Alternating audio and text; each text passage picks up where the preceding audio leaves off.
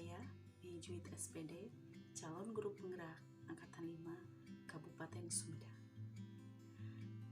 akan menyampaikan intisari mengenai pemikiran Ki Hajar Dewantara tentang pendidikan. Pendidikan dan pengajaran tidak dapat dipisahkan. Menurut Ki Hajar Dewantara, pengajaran adalah bagian dari pendidikan. Pengajaran merupakan proses pendidikan dalam memberi ilmu dan berfaedah untuk kecakapan hidup anak secara lahir dan batin. Sedangkan pendidikan memberi tuntunan terhadap segala kekuatan kodrat yang dimiliki anak agar ia mampu mencapai keselamatan dan kebahagiaan yang setinggi tinggi. Ki Hajar Dewantara memberikan pemikirannya tentang dasar-dasar pendidikan. Menurut beliau, pendidikan bertujuan untuk menuntun segala kodrat yang ada pada anak agar mereka dapat mencapai keselamatan dan kebahagiaan yang setinggi-tinggi. Para pendidik diibaratkan sebagai seorang petani atau tukang kebun yang tugasnya adalah merawat sesuai kebutuhan dari tanaman-tanaman itu agar tumbuh dan berbuah dengan baik. Tentu saja beda jenis tanaman, beda perlakuannya. Artinya bahwa kita seorang pendidik harus bisa melayani dengan segala bentuk kebutuhan metode belajar siswa yang berbeda-beda atau berorientasi pada anak. Kita harus bisa memberikan kebebasan pada anak untuk mengembangkan ide, berpikir kreatif, mengembangkan bakat dan minat. Tapi kebebasan itu bukan berarti kebebasan mutlak. Perlu tuntunan dan arahan dari guru supaya anak tidak kehilangan arah dan membahayakan dirinya.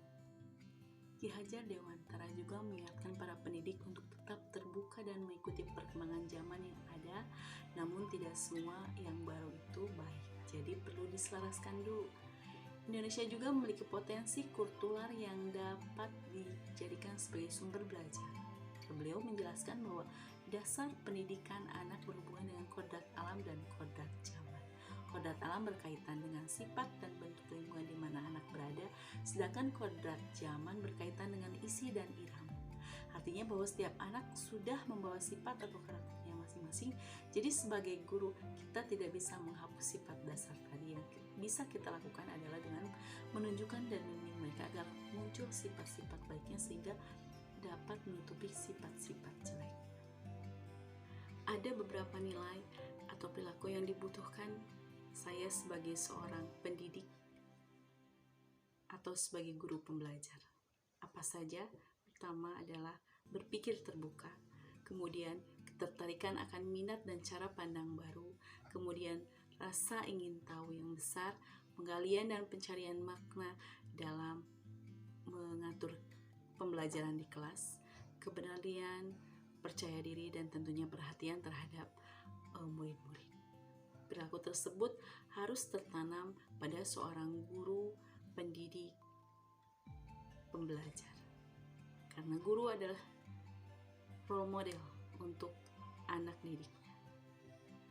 Dari gurulah akan terlahir banyak kegiatan belajar yang dilakukan untuk meningkatkan kapasitas dan komitmen mereka terhadap profesi mereka. Dan kegiatan peningkatan kapasitas profesionalisme itu tidak langsung yang berkesinambungan. Nah, sikap-sikap yang tertanam di kelas menumbuhkan budaya belajar. Guru sebagai role model bagi muridnya mencarikan pendekatan dan cara-cara yang inovatif dalam menumbuhkan sikap yang diperlukan untuk menjadi pembelajar di kalangan peserta didiknya.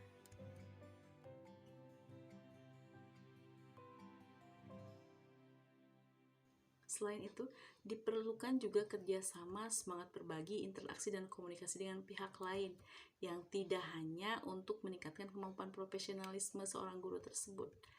Dan pada sekarang, pada abad pembelajaran 21 itu memerlukan kerjasama antara guru, manajemen sekolah, dan masyarakat secara bersama-sama menjadikan sekolah sebagai organisasi belajar dan guru sebagai pembelajar.